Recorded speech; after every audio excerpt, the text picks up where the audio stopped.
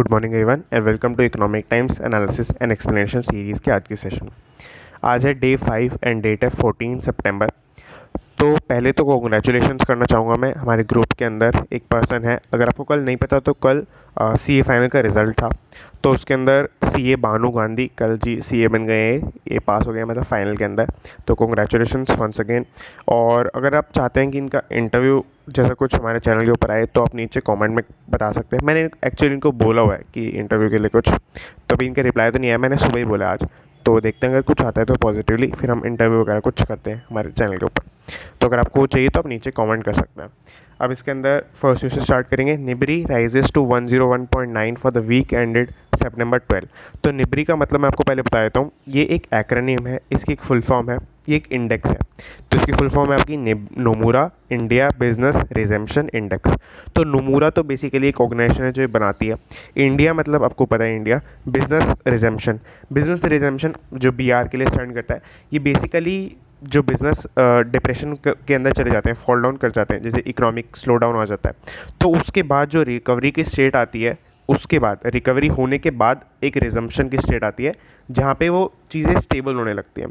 तो उस स्टेबिलिटी का इंडेक्स है, आई मतलब index, last word. Rises to, मैं क्लियर कर देता हूँ, rises to 101.9 for the week ended सितंबर 12। तो ये आप समझ गए होंगे कि 101 पे चला गया। बेसिकली क्या है, राइज कर गया, ये हमें मैटर करता है कि निब्री जो इंडेक्स है जो बिजनेस की रिकवरी रिजम्पशन को बताता है वो राइज कर गया है, तो वो पॉजिटिव बात है इन एनी केस।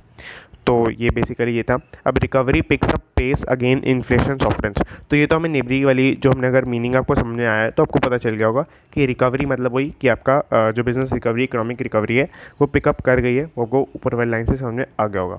अब इन्फ्लेशन सॉफ्टन्स ये दूसरा पॉइंट है, इसलिए कॉमा डाल के लिखा हुआ है।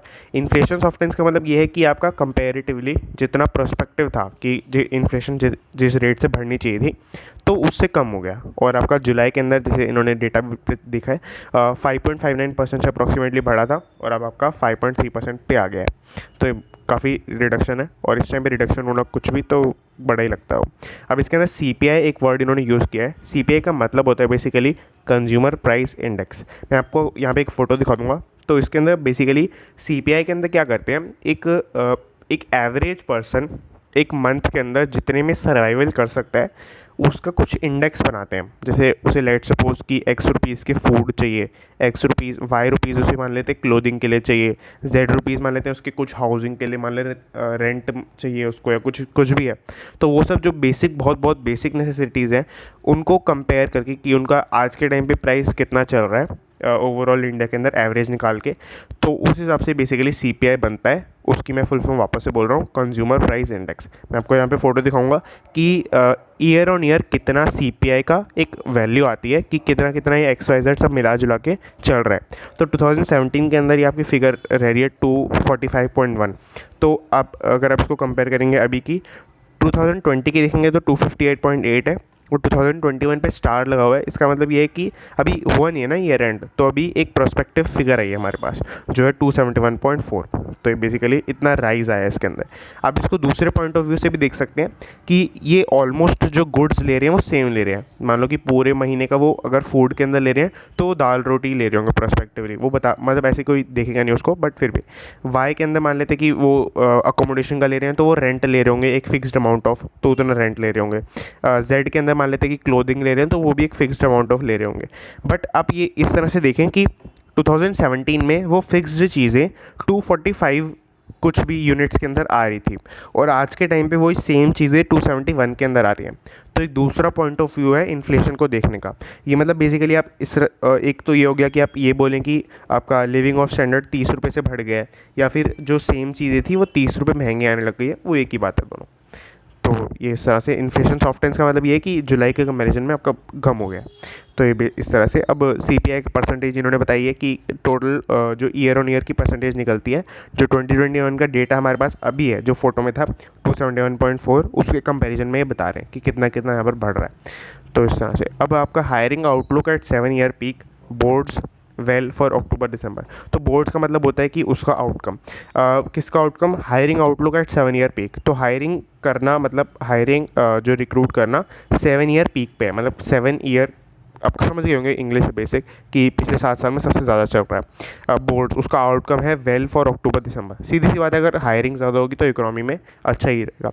आपका यहाँ पे ऊपर लिखा भी है एक जारगन बना के इन्होंने, मोर जैब्स मोर जॉब्स। तो ये आप समझ गए होंगे, जैब्स का मतलब होता है बेसिकली वैक्सीन एडमिनिस्टर करना, इस जैब्स। तो ये हो गया।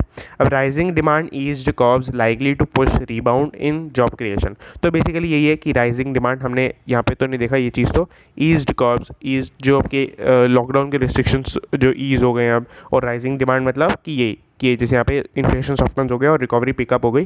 तो ये मैं बताना चाह रहा था। इसकी वजह से सीधी सी बात है, रिकवरी पिकअप होने की एक ही वजह हो सकती है कि डिमांड बढ़ जाए, क्योंकि सप्लाई तो थी, सप्लाई तो लोगों के पास स्टॉक आउट्स हो रहे थे। तो मतलब यही है कि आपका राइजिंग डिमांड होने के बाद और ईज कर्व्स होने के बाद जो है जॉब क्रिएशन के अंदर भी वापस से रीबाउंड हो गया। तो ये आप देख सकते हैं। आप यहाँ पे जो है किसी भी चीज़ में अगर ऐसा कुछ लिखा हो कि ये 7 साल के हाई में है, तो ये उसके 2 मीनिंग हो सकते हैं कि जो 7 साल से पहले वाला ईयर है, अगर हम उसे टर्म दे तो 8th ईयर बोल सकते हैं कि जो प्रीवियस 8th ईयर है।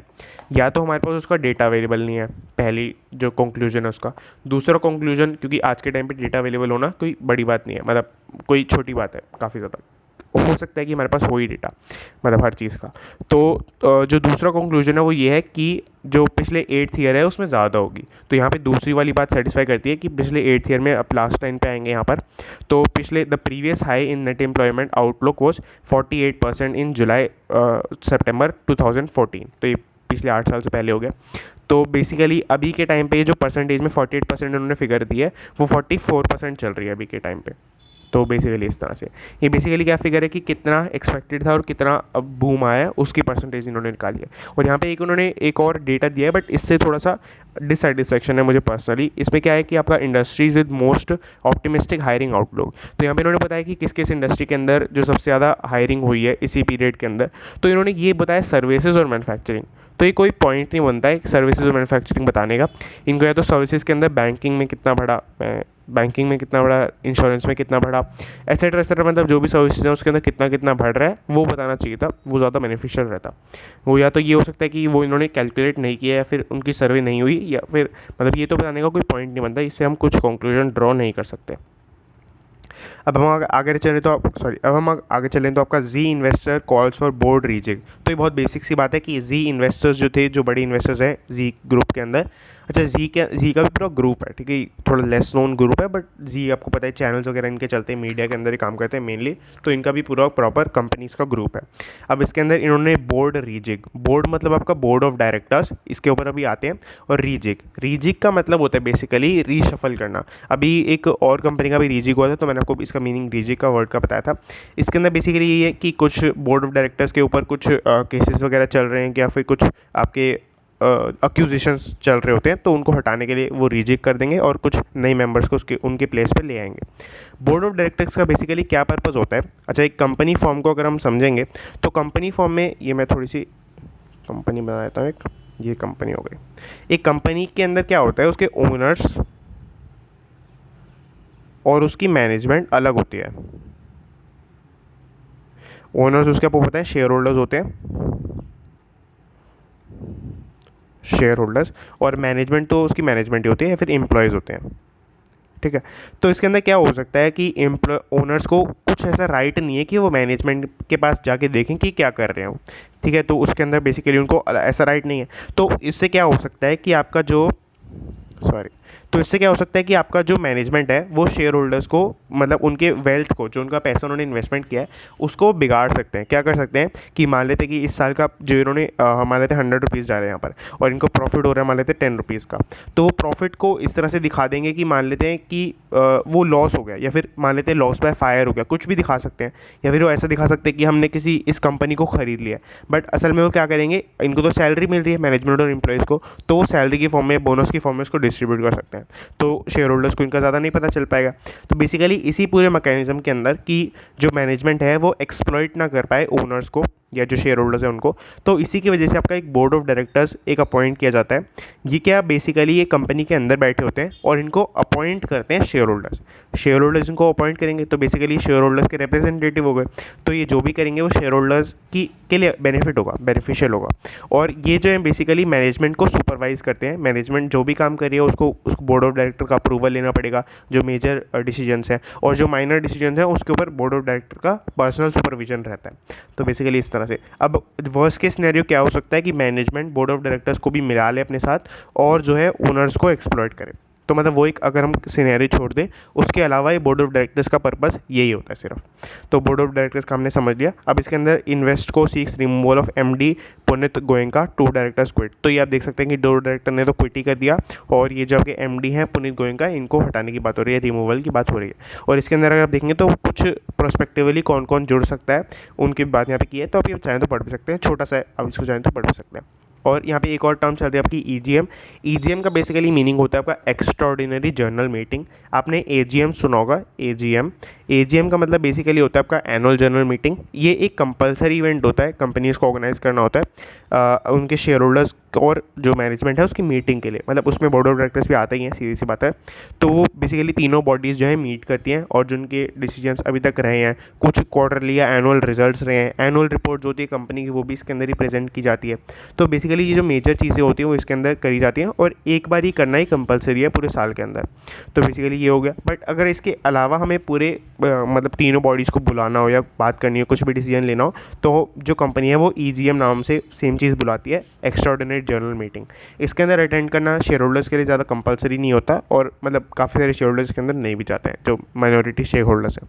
तो इस तरह से तो हमने पूरा समझ लिया। Company needs I and B ministry's approval to appoint new independent directors. तो बेसिकली आईएनबी बोर्ड से इनको अप्रूवल भी चाहिए ताकि वो नए इंडिपेंडेंट डायरेक्टर्स को अपॉइंट कर सके। इंडिपेंडेंट डायरेक्टर्स का मैं बेसिकली मीनिंग समझाना चाह रहा था यहाँ पर। इंडिपेंडेंट डायरेक्टर्स मतलब कि मैंने आपको बताया डायरेक्टर्स क्या करते हैं, वो आपके ओनर्स उनको अपॉइंट करते हैं, वो मैनेजमेंट को सुपरवाइज करते हैं।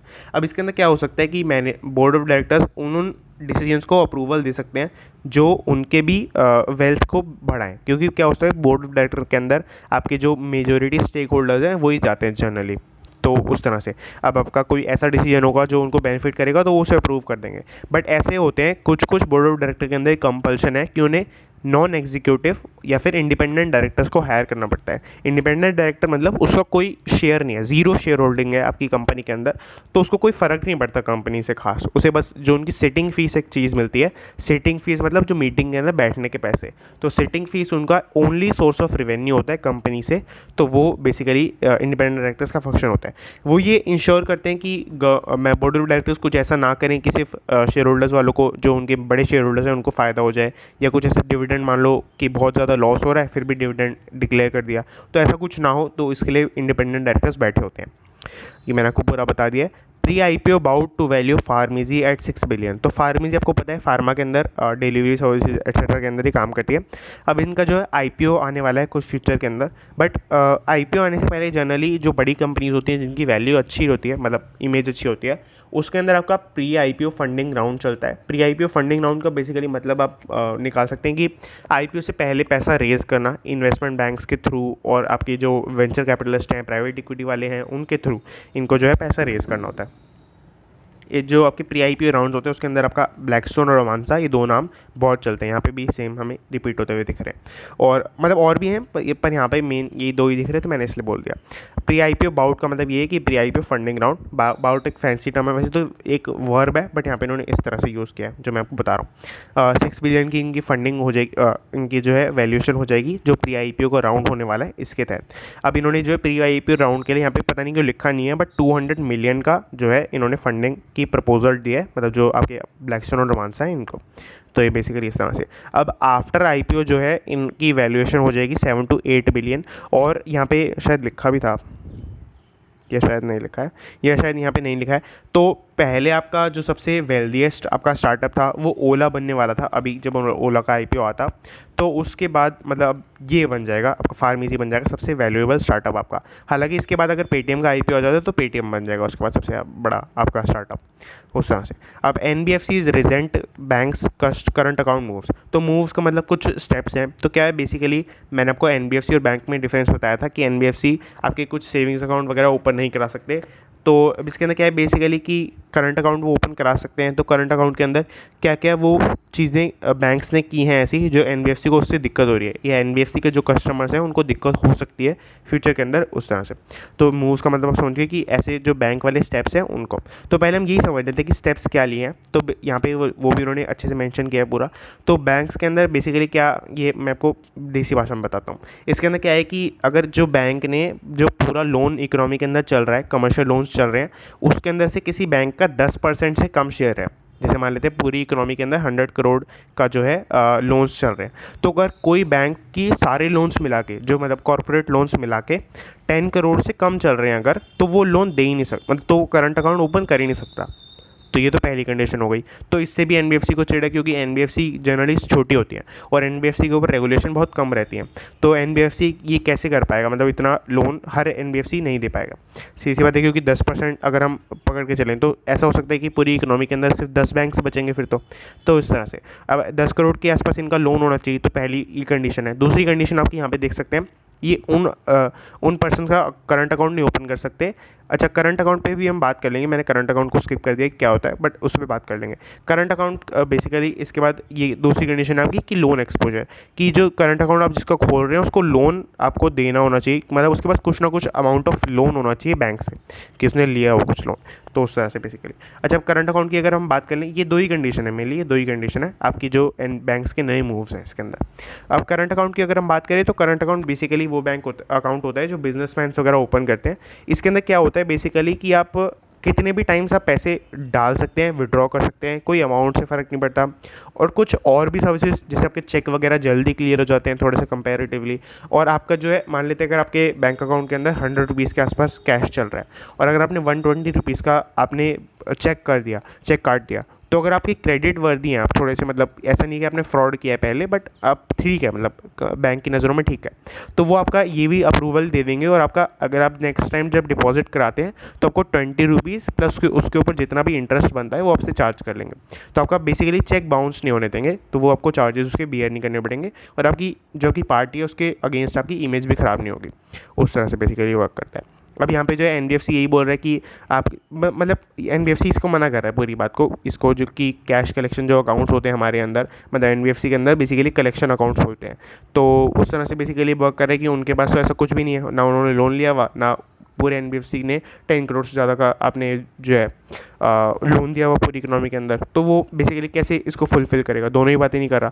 और यहाँ पे मेन बात जो ये है वो ये है कि एनबीएफसी के ऊपर वैसे भी रेगुलेशंस बहुत कम होते हैं, और ये जो रेगुलेशंस है वो बैंक्स के आए हैं, तो आरबीआई ने ये इनिशिएट कराए हैं।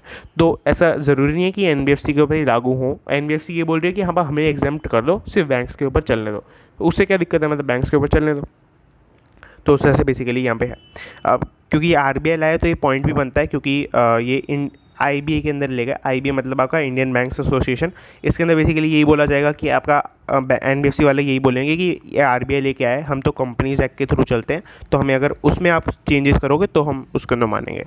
उस तरह से बेसिकली। अब diamond industry lands in the rough on labour shortage, ये बहुत बेसिक सी आपको न्यूज़ समझ में आ गई होगी। डायमंड इंडस्ट्री के अंदर जो कटर्स वगैरह की रिक्वायरमेंट होती है, मतलब कटर मतलब जो लोग कटिंग वगैरह करते हैं और जो वो सब करते हैं, डायमंड इंडस्ट्री के अंदर जो भी काम होता है लेबर वर्क वो करते हैं, तो वो उसके अंदर जो उनकी लेबर शॉर्टेज चल रही है आपकी, ये 1,25,000 माइग्रेंट्स जो हैं वापस चले गए हैं और वापस से नहीं आ रहे हैं बेसिकली। मतलब जो आपकी सूरत वगैरह में Surat hub of diamond cutting industry and polishing industry, यहाँ से चले गए हैं। तो बेसिकली ये आपको एक नई इन्फॉर्मेशन पता चली होगी कि सूरत के अंदर जो है बेसिकली हब है पूरे इंडिया के अंदर डायमंड कटिंग और पॉलिशिंग इंडस्ट्री का। तो ये भी आप चाहें तो नोट भी कर सकते हैं, और यहाँ पे ऐसी जो माइग्रेशन है इसको भी नोट कर सकते हैं कि डायमंड इंडस्ट्री के अंदर लेबर की शॉर्टेज चल रही है। तो इस तरह से ये हमने पूरा कवर कर लिया। इसके अंदर अगर आपको कोई भी डाउट हो तो आप नीचे कमेंट कर सकते हैं, या फिर आप टेलीग्राम को ज्वाइन कर सकते हैं, उसके अंदर मैं आपको मतलब अगर आप उसके अंदर मैसेज करेंगे अपना डाउट तो मैं क्लियर कर दूँगा। तो ये आप देख सकते हैं पेपर पॉलिटिक्स के 2 पेज आते हैं वैसे तो, बट आज के दिन सेकंड पेज के अंदर आपका एक काफ़ी अच्छी बात इन्होंने करी कि सांसेरा इंजीनियरिंग लिमिटेड का जो आईपीओ आने वाला है वो इसके अंदर डाल दिया। नहीं तो क्या होता है कि नीचे आपके इकोनॉमिक टाइम्स वगैरह के अंदर आता है तो पूरा मतलब वेस्ट हो जाता है पेपर एक तरह से। तो बिड ऑफर इनका जो है आज क्लोज ओपन हो जाएगा और सेप्टेम्बर 16 को क्लोज हो जाएगा। हमने कल भी देखा था शायद। अब इसके अंदर जो इनका ऑफर प्राइस रहने वाला है वो इनका बैंड रहने वाला है 734 टू 744 रुपीज़ का। 20 इक्विटी शेयर्स की मिनिमम लॉट इनके पास रहने वाला है और इसके बाद मल्टीपल्स में 20 के मल्टीपल्स में 40, 60 एट्सेट्रा इसके अंदर आप बिडिंग कर सकते हैं। और प्रोस्पेक्टस इसका जो है इशू हो चुका है तो आप नेट से जाकर इसको डाउनलोड कर सकते हैं। अगर आप बेसिकली कंपनी का एनालिसिस करना चाहते हैं या आप कंपनी के अंदर सही में इन्वेस्ट करना चाहते हैं आईपीओ के अंदर, तो आप जो है प्रोस्पेक्टस को पढ़ सकते हैं। और अगर मैं बोलूँ तो इतने टाइम के अंदर, मतलब इतना टाइम तो नहीं हुआ एक्चुअली में, जुलाई के बाद आपके अगस्त के अंदर कुछ आईपीओज आए थे, फिर अभी सितंबर के अंदर ही फर्स्ट आईपीओ चल रहा है। तो बेसिकली एक मेरे हिसाब से तो हाइप रहने वाली इस आईपीओ के अंदर, क्योंकि इतने आईपीओ जो पिछले आए थे मतलब सितंबर अगस्त के अंदर थे उनको इतना बूम मिला। 4 आईपीओ सब एक बिल्कुल सेम डेज पे थे, सेम 3 दिन पे थे 4 आईपीओज आपके लगातार, मतलब एक साथ। तो उसके बावजूद भी उनको चारों को बूम मिला, तो इसको तो मिल ही सकता क्योंकि इतना टाइम भी हो गया अब तो आईपीओज को आए। तो मतलब वही है कि वो तो आपका अपना पर्सनल वो है वो उस तरह से मैं बेसिकली ये कहना चाह रहा हूँ कि एनालिसिस करने के लिए आप इस डॉक्यूमेंट को डाउनलोड कर सकते हैं, ये बेस्ट चीज़ होती है। इसको आप देख सकते हैं। अब आगे चले तो आपका ईटी मार्केट सेक्शन एक बहुत इंपॉर्टेंट सेक्शन रहता है, आपको इसको डेली बेसिस पे पढ़ना चाहिए। और इसके अंदर ईटी मार्केट्स मतलब फाइनेंशियल मार्केट्स इन सब से रिलेटेड न्यूज़ ज़्यादा होती है।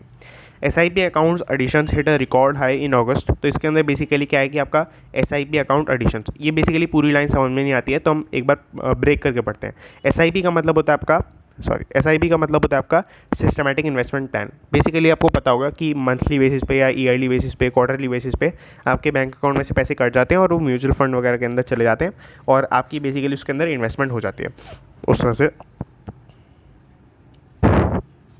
SIPs वर्क करते हैं आपकी। तो SIP में के अंदर जो नए लोगों ने SIP खुलवाई है अपनी अकाउंट के अंदर, एडिशंस हुए हैं, वो रिकॉर्ड हाई रहे हैं अगस्त के अंदर। अगस्त की रिपोर्ट्स अब आ रही हैं आपकी, तो अगस्त के अंदर उन्होंने बताया। अब यहाँ पे आपको देखने वाली बात यह है कि न्यू आई SIP के रजिस्ट्रेशन आपके 20 लाख से ऊपर, एक तो पहली बात तो अभी गए हैं आपकी अगस्त, ये आपका अगस्त हो गया, ये जुलाई हो गया, जून हो गया। तो जून के अंदर सबसे पहले 20 लाख से ऊपर गए हैं, तो ये आपको एक नोट करने वाली बात है। दूसरी बात आपकी कि लगातार 3 महीने से आपके 20 लाख से ऊपर चल रहे हैं और ये राइज़ है, ये टोटल नंबर नहीं है, ये राइज़ है। तो 20 लाख 20 लाख 20 लाख अगर आप रैंडम फिगर लगाएं इसको, हालांकि 20 लाख से बहुत ऊपर हो गए, 25 लाख के आसपास है ये, बट अगर आप तो 60 लाख के आसपास मतलब नया SIP के अकाउंट्स तो अभी खुल गए सिर्फ 3 महीने के अंदर अंदर। और मतलब प्रोस्पेक्टिवली ये अमाउंट सबसे ज़्यादा मतलब 20 लाख से ऊपर ही जाएगा इस मंथ के लिए, सितंबर के लिए भी। तो इस तरह से बेसिकली आप देख सकते हैं कि कितने नए नए SIP के अकाउंट खुल रहे हैं आपके।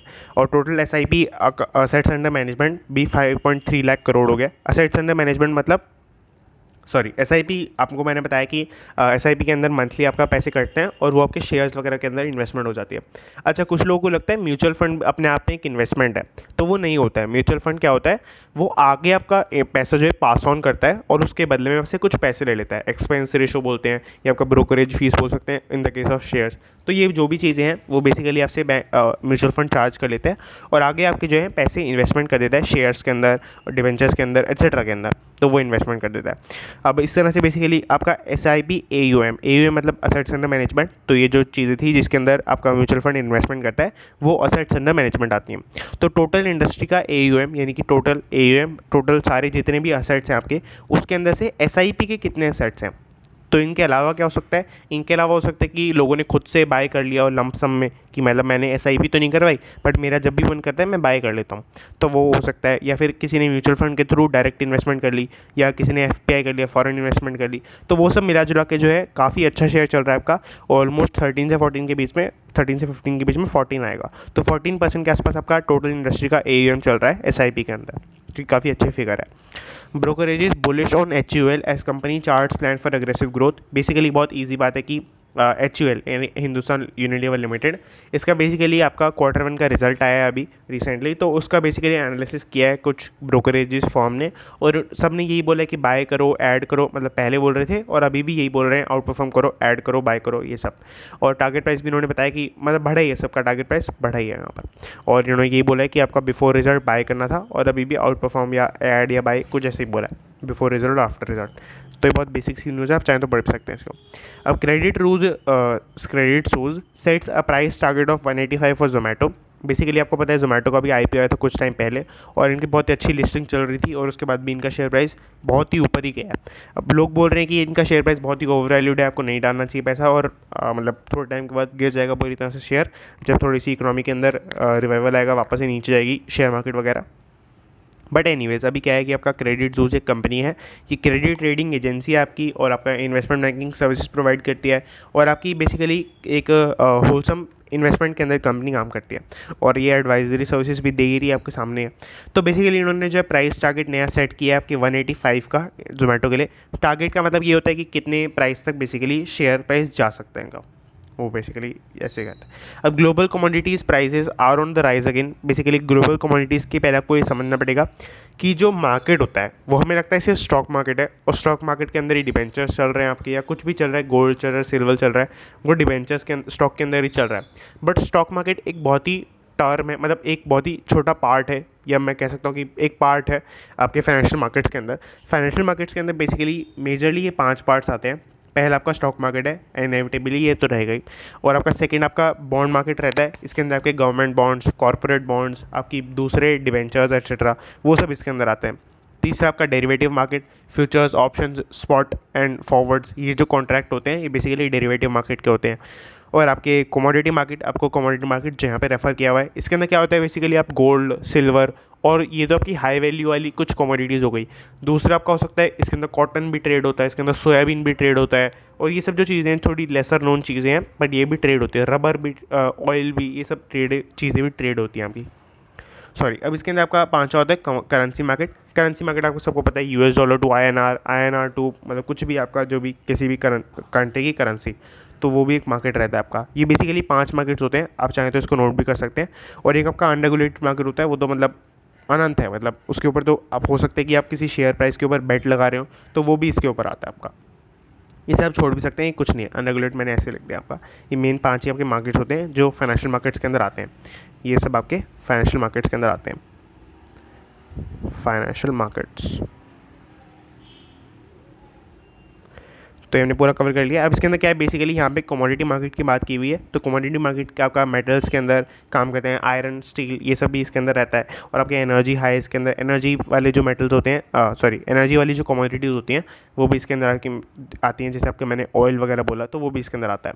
तो बेसिकली ग्लोबल कमोडिटी मार्केट के अंदर आपके prices on the rise again चल रहे हैं, मतलब ये बहुत बेसिक सी बात है, इसीलिए काफ़ी नीचे ही लिखा हुआ है। तो हमने पूरा कवर कर लिया। अब इसके अंदर मैंने आपको एक दिन बोला था कि मैं आपको वो बताऊंगा कि आपका ये वाला पूरा चार्ट था इसको बताऊंगा, बट ये मैंने जो है 10th को शायद बोला था कि मैं 10th वाली उसको बताऊंगा, मैंने लिख रखा था, मैं आपको दिखा भी देता हूँ। 10th वाली के अंदर मैंने पूरा लिख रखा है। अभी के अंदर हम थोड़ा सा टाइम तो हो गया, बट हम एक बार कवर करते हैं कि जितना हो पाता है उसको हम देखते हैं फिर उसके बाद। अब इसके अंदर आपका जो पहला चल रहा है, इसके अंदर आपका पहला चल रहा है आपका निफ्टी और सेंसेक्स। निफ्टी और सेंसेक्स बहुत बेसिक है, ये इंडिया के इंडेक्स है दोनों। और इसके अंदर आपका क्या है कि निफ्टी आपका NSE का है, NSE मतलब आपका नेशनल स्टॉक एक्सचेंज, और सेंसेक्स आपका BSE का है। इसके ऊपर मैंने आपको एक डेडिकेटेड वीडियो दे रखी है, आपको मैंने लिंक भी दिया था उसी दिन, और आपको जो है अभी भी मैं दे दूँगा नीचे एक निफ्टी और सेंसेक्स का एक लिंक। अच्छा, कल का वाली वीडियो के अंदर भी 1-2 मैंने लिंक बोले थे आपको, बट वो भी मैंने अभी डाले नहीं है, मैं अभी आपको डाल दूँगा, मतलब जब आप ये देख रहे होंगे वीडियो तब आ चुके होंगे वो लिंक्स। एनीवेज, तो अब निफ्टी और सेंसेक्स मैंने आपको बता दिए दोनों, उसके ऊपर एक वीडियो आपको मिल जाएगी, नीचे आपको लिंक मिल जाएगा। MSCI आपका एक टर्म चल रही है, इन चारों जो इंडाइसेस है इसके अंदर कॉमन है, तो पहले हम MSCI समझ लेते हैं। MSCI basically Morgan Stanley capital intensive है, बेसिकली कैपिटल इंटरनेशनल। तो बेसिकली ये एक ऑर्गेनाइजेशन है जो इंडेक्स देती है, ये आपको मॉर्गन स्टैनली एक इन्वेस्टमेंट बैंक है, उसके अंदर एक ये छोटी सी आपकी यूनिट है या छोटी सी कंपनी बोल सकते हैं, ये बेसिकली इंडेक्स प्रोवाइड करती है और आपका म्यूचुअल फंड की तरह थोड़ा बहुत काम करती है, या फंड मैनेजमेंट की तरह थोड़ा बहुत काम करती है। इसके अंदर आपके 4 इंडेक्स आपको दिख रहे हैं। तो MSCI इंडिया के अंदर बेसिकली इंडिया की टॉप 101 कंपनीज आती हैं, उनका बेसिकली इंडेक्स है पूरा। इसके अंदर निफ्टी वाली भी सारी कंपनीज आती हैं आपकी, और एडिशनल 51 कंपनीज आती हैं। निफ्टी के अंदर बेसिकली 50 कंपनीज है टॉप ऑफ इंडिया, और इसके अंदर आपकी 101 है, तो 101 के अंदर आपका वही है कि 50 तो यही वाली आएंगी क्योंकि टॉप तो टॉप ही रहेगा, और 51 आपकी एडिशनल आती हैं जो उसके नीचे आती हैं। सॉरी, अब इसके अंदर आपका MSCI EM का मतलब आपका economic market, sorry emerging markets basically क्या है कि पूरे वर्ल्ड के अंदर से कुछ कुछ जो इमर्जिंग मार्केट्स हैं उसके कुछ कुछ स्टॉक्स को उठाते हैं ये, और टोटल ये कुछ कुछ स्टॉक्स नहीं उठा रहे, टोटल 1387 स्टॉक्स का एक इंडेक्स है पूरा, और इसके अंदर और भी एडिशंस या कुछ कुछ सब्सट्रैक्शंस भी होते रहते हैं, यानी कि कुछ कटपट होती रहती है इसके अंदर। पर अभी मैंने जब देखा था तब 1387 कंपनीज़ के शेयर्स इसके अंदर इंक्लूडेड थे।